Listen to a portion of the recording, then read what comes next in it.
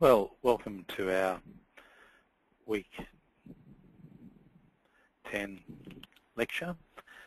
My name is John Scott and I'm your lecturer for team management, and this is a continuation of topic 4, communication between the team and other stakeholders. You'll recall in our last lecture we looked at styles of leadership, and in this lecture we'll be doing likewise. So the first style relates to dictatorial and authoritarian leadership. This is the telling style that was mentioned last lecture. Telling is the lowest level of leadership.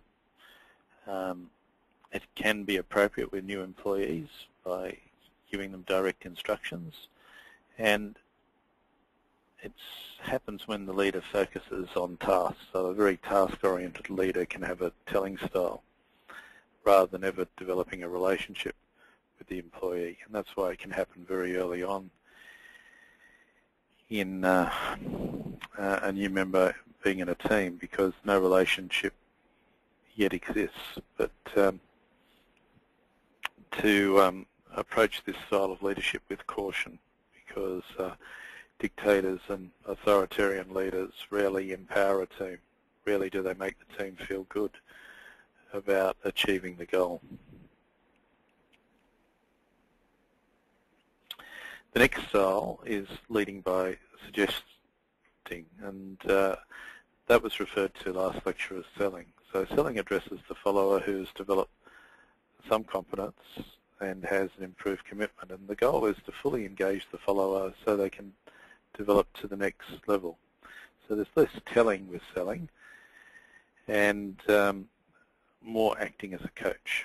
So it's really helping that team member or team members to take a greater role in achieving the outcome, a greater role in setting the path for achieving the goal. Participative leadership is the leadership style that tends to be advocated in many situations.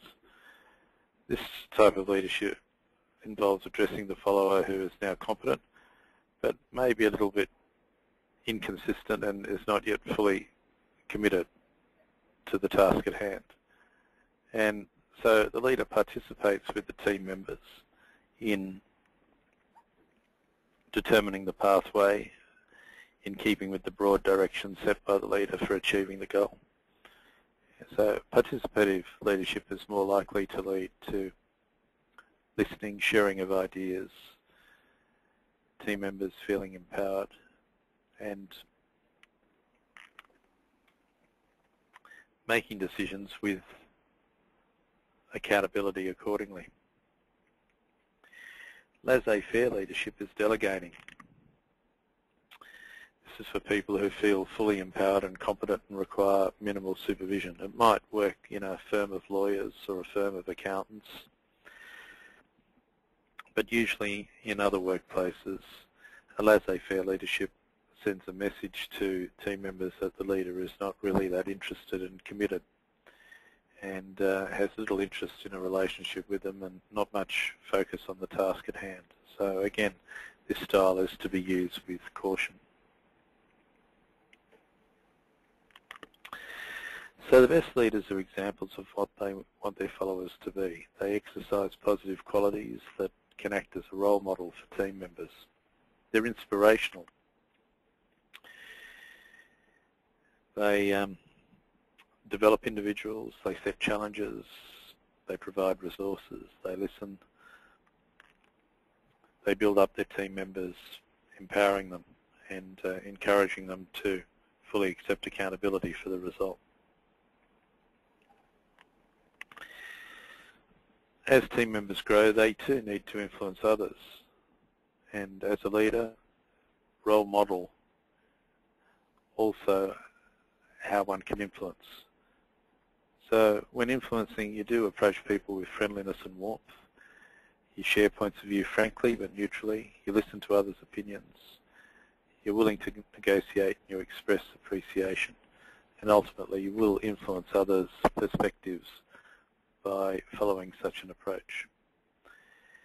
When working with teams, do not try and overburden them. Remember the 80-20 rule. Only 20% of the suppliers are responsible for 80% of the company's output, and only 20% of the customers are responsible for 80% of the sales. When working with teams and empowering them, make sure that you wipe away the clutter from their workload so that they focus on the 20% of activities that produce 80% of the results. And that's the end of our Week 10 slides.